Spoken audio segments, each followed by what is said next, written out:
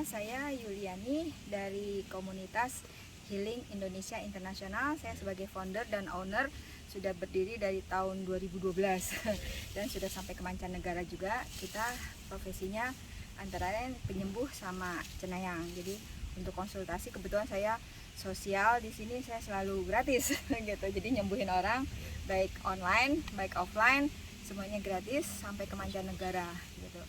Jadi tapi sekarang udah vakum karena biasa deh aktivitasnya, anggotanya cukup banyak dan rata-rata ujung-ujungnya mau cari penghasilan sih. Jadi kalau misalnya sosial semua babak belur juga akhirnya gitu. Oke, sekarang saya kebetulan ada di sini di situs Padang. Situs Megalitikum Padang. Megalit Gunung Padang. Oh, Megalit Gunung Padang. Saya sih udah berkali-kali ke sini, tapi kebetulan kemarin saya datang hadir pada saat dengan komunitas traveling, jalan-jalan. Jadi saya nggak pernah mengungkap, nggak pernah apapun juga, tapi teman-teman udah banyak mengungkap misteri di sini. Nah, sebelum terakhirnya sih nanti saya akan mengungkap semuanya. Sebelumnya mungkin Bapak bisa intro dulu, introduction, pembahasan sepatah dua patah kata. Bapak sebagai penjaga di sini, guru kunci lah istilahnya, bisa diinformasikan namanya siapa, perkenalan. Selamat sore, perkenalkan nama saya Widodo. Saya sebagai pengelola situs Megalit Gunung Padang dan sekaligus tour guide di situs Megalit Gunung Padang. Saya akan coba menceritakan ya sekilas tentang sejarah situs Megalit Gunung Padang yang saya ambil dari cerita folklore masyarakat yang dari dulu sampai sekarang masih booming di sekitar masyarakat situs Megalit Gunung Padang. Gunung Padang ini pertama dicatat tahun, ada dua ciri. Sorry, bisa digedein dikit Pak? Mungkin. Iya, siap. Pertama dicatat tahun 1891 sama orang Belanda namanya Jack Roop. Main kesini ya? Panbeck ya. Kemudian dicatat lagi tahun 1914 sama orang Belanda juga namanya Jack Roop. Dan dilaporkan ke pemerintah sama 3 orang petani namanya Pak Andi, Pak Soma, dan Pak Abidin. Pak Abidin sebagai fasilitator dilaporkan ke Dinas Terkait Cianjur di tahun 1979. Dan dulu tempat ini sama masyarakat digunakan tempat peribadatan di zaman nenek moyang kita terdahulu gitu. Dan seandainya kita masuk ke sini ada tata caranya juga. Seandainya kita mau masuk di sebelah utara ini tadi pas mau tangga gerbang, di sini ada istilahnya kita sebelum masuk ke sini diwajibkan untuk bersuci dulu di situ. Jadi nggak sembarangan. Kita bersuci dulu. Peribadatannya agama apa nih? Mungkin di zaman dahulu. Jadi cuman untuk sekarang ini Hindu Buddha ya? Universal. Oh, Kalau untuk sekarang universal. Oke. Kalau untuk sekarang universal. Dan di bawah itu ada sumber mata air. Sini? Ya tadi di bawah. Itu air kahuripan masyarakat menyebutnya. Dan kemarin di tahun 2012 pernah di lab juga kandungan mineralnya di bawah sini, maksudnya di parkiran bawah? Ya masuk gerbang kan. Iya. Gerbang situ ada sumur di situ kan. Seandainya kita mau memakai tangga utama yang batu itu sebelah kiri. Itu ada di situ ada sumur. Dan kandungan mineralnya tuh di atas tinggi. 7. Jadi katanya bisa diminum juga tanpa harus dimasak. Dan dulu sebelum kita masuk ke sini kita diwajibkan untuk bersuci dulu, dan setelah itu kita tidak diperbolehkan untuk memakai alas kaki. Oh gitu? Alas kaki karena nggak apa-apa kalau masalah itu, karena masyarakat sekarang nyebutnya menganggap tempat ini tempat disucikan atau disakralkan. Dan seandainya kita udah masuk ke teras 1, gerbang teras 1, seandainya kita lihat di tengah itu ada gundukan batu. Itu kalau masyarakat nyebutnya, masyarakat sekitar ini Bukit Masigit. Yang mananya nih? Nah ini yang gundukan. Oh ini? Ya itu kan ada namanya juga. Oh ya. Bukit Masigit itu mungkin di ada tuh. Sekarang kan ya.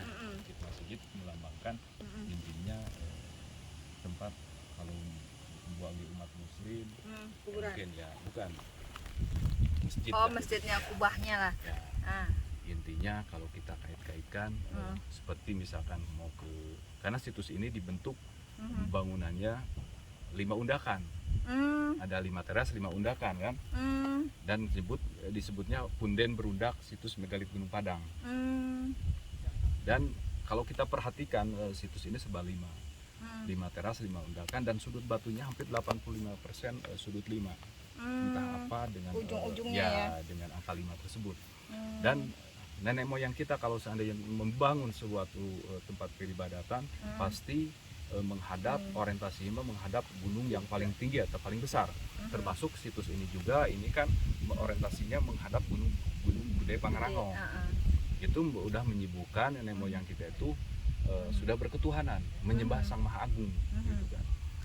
Ibarat saya sebagai umat muslim, seandainya saya melakukan ibadah sholat, gitu kan, orientasinya ke Ka'bah, kiblat. ya kiblatnya ke Ka'bah, bukan berarti menyembah Ka'bah, itu hanya simbol saja, kurang lebih seperti itu. Dan kemudian di sebelah kanan Gunung Masjid ada seperti aula gitu ya, itu Segipat gitu ya. katanya itu disebut aula, itu tempat orang musyawarah, karena kita mempunyai budaya musyawarah ya. Dan di belakangnya ada disebut batu gamelan.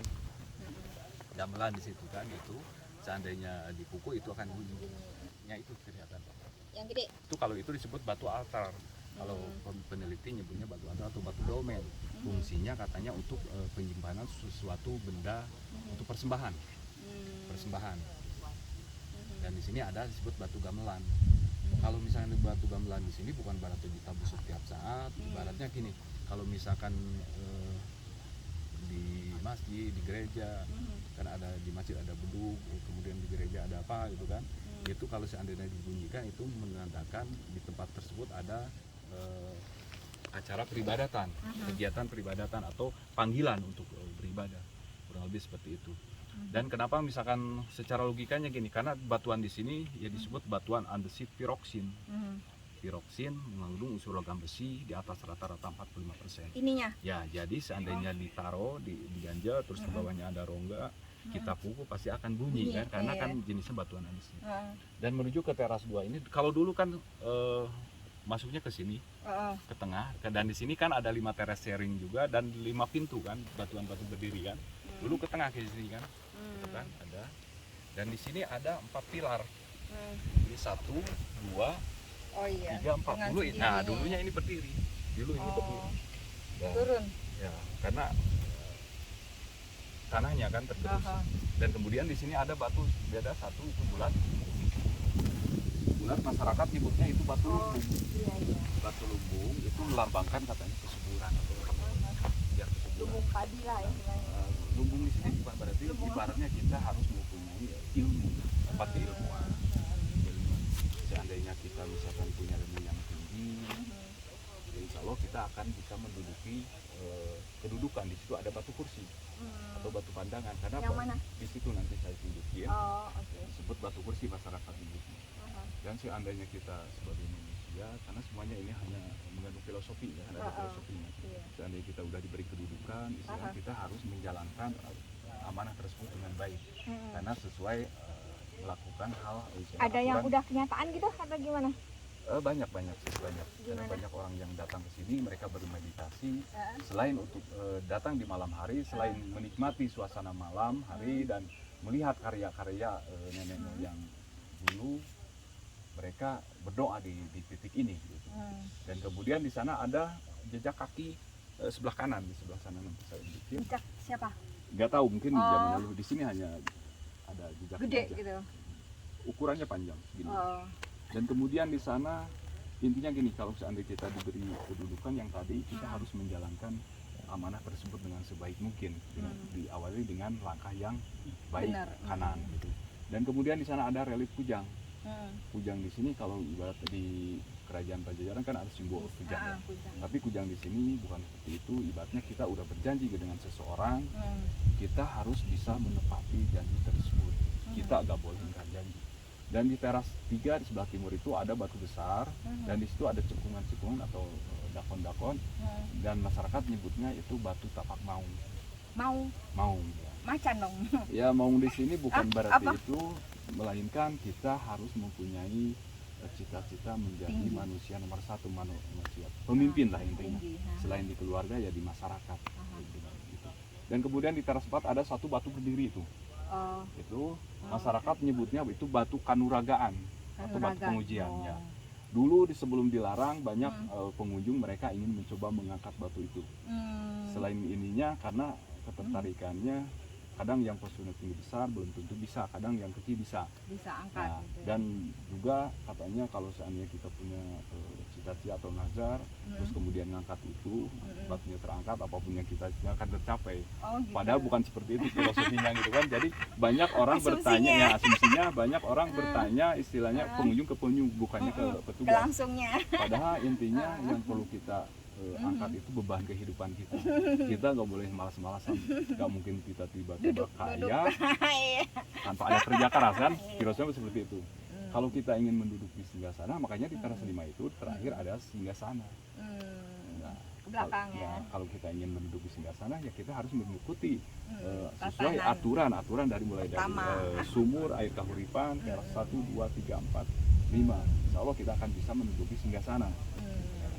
Kesuksesan di situ. Cuman jangan lupa di belakang singgasana itu kan ada bentuk kolam seperti ini kan, kolam stupa-stupa. Ada 3. Masyarakat di sini nyebutnya Sunan Ibu, Rama, dan Ambu Paragi Sakti. Intinya kadang-kadang kita mendapat sesuatu kesuksesan seolah-olah hasil Lupa diri lah sendiri istilahnya. gitu. Oh. Padahal kita jangan lupa ada di situ dorongan kedua orang tua. Gak mungkin kita tiba-tiba sebesar Lahir. ini ya kalau tidak ada kedua orang tua di belakang. Iya. Dan tiba-tiba nggak mungkin kita bisa baca tulis tanpa adanya guru, Bimbingan. ya, bimbingan guru, ya kurang lebih seperti itu. Itu mungkin itu saja yang saya ambil dari cerita Kita populasi ya. masyarakat ya. Kalau misalkan selalu bertanya, oh apa sih namanya Gunung Padang gitu kan? Padang tuh Karena di sana, Sumatera. ya, gitu. Padang di sini Apa? makanya kita Lahan luas nggak kan? luas, Iya Padang, luas. bukan luas, Iya, ya, padang terang. pasir lah ya, istilahnya makanya luas. Padang terang. Makanya Emang yang dulu namanya siapa? eh, Yang Belanda itu? bukan Enggak dong. orang-orang Kita. kita. Oh, Atau tempat disebut Padangyang, tempat menghiang. Niang, Padang Niang. Ya, Oh, Padangyang, tempat kita bersemedi menghiang gitu. Ibaratnya ibu tadi kan berdoa di sini, kita kan ibu seperti itu kan ada ya kemana ininya kan. Dan awalnya batuan ini dari mana? Berbagai disiplin ibu di tahun 2012 berkumpul di sini meneliti dari arkeologi, biologi, astronomi, geologi sampai sistem pramugari atau peledakan. iya. Karena di sini Udah survei katanya juga ya, kan dulu, iya. karena di sini katanya ada kata orang tua dulu ada chamber atau ruangan-ruangan Iya, dibuktikan kosong. dengan Oh, alatnya. Memang ada itu kan. Dan batuan ini katanya ini dari batuan magma bumi yang muncul ke permukaan, ada yang bilang dari batuan meteor, silakan. Cuman masyarakat Keilmuan. ya masyarakat Berbagai. punya cerita sendiri. ya. Nah, di sebelah selatan Hikayat. situs ini ada yang disebut Ciukir. Kenapa disebut Ciukir? Karena tempat pengukiran batuan ini. Oh, Dan kemudian di sana ada Empang. Kalau sekarang menjadi sebuah nama kampung. Nah, Empang itu tempat penyortiran atau penyukuhan batu. Karena di sana banyak batuan-batuan Sama seperti juga udah, ya. udah bentuk seperti ini. sama Dan aja. setelah itu baru dibawa ke sini. Cuman yang di sana kadar besinya di bawah. Kurang, iya. Kurang lebih sebagai seperti itu. sebagai penunjang lah istilahnya, Ya. kalau mau bangun ya, Ya. ini udah ada persiapannya gitu kan. Makanya, dan dari dulu sudah banyak orang yang datang ke sini mereka untuk bermeditasi sampai sekarang. Cuman sekarang lebih ini kan ke malam hari karena siangnya kan banyak yang Banyak main juga. penuh. Tapi saya nggak tahu, saya tertarik kan di situ loh. Nah, ya. Begitu datang saya seneng. Ya. Kenapa ya?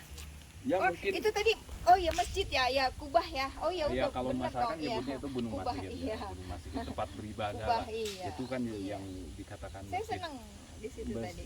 Dikatakan masjid itu bagi Iya, umat muslim, iya, istilahnya itu sebagai hanya simbol saja, ini. ibaratnya gini lah. Pendopo. Ya, Oh, jangan. masjid lah kalau di ini kan masjid. Iya. Ibaratnya dengan apa namanya? Ibarat kalau kita mau kaitkan dengan misalkan Pancasila, sila kesatu dunia, pertuhanan yang satu pertuhanan dasarnya manusia. Iya. Sebenarnya agama itu diterbitkan karena keyakinan kita kepada Tuhan tuh jauh dan Ya. tipis. Dulu kan gak ada agama karena udah terlalu dekat makanya kepada Tuhan. Di era-era zaman sekarang Udah zaman edan semakin ini ya. Iya. Zamannya nggak edan. Oh iya, zamannya nggak edan, orangnya yang edan. Orangnya. Iya. Kalau zamannya. Terus kalau saya pengen ritual gimana nih urutannya nih? Kalau masalah Kayaknya pengen ritual ya silakan aja ibu Nggak, pengennya di ya itu mana. yang tadi bapak yang ngikutin tadi aja Ya coba. kalau gimana? seandainya mau dari sini. Saya kayaknya tertarik sih. Saya Kalau sih misalkan senang-senang aja. dari sini bisa mungkin ke sana, ke sebelah sana. Kalau sudah dari sini, kemana aja yang misalkan, karena kan setiap orang. Iya beda-beda. Iya Jadi emang. saya nggak Iya. harus nggak bisa. Oh harus di sini, harus di Nggak. sini nggak. Saya senang aja ikut aturan. Ya.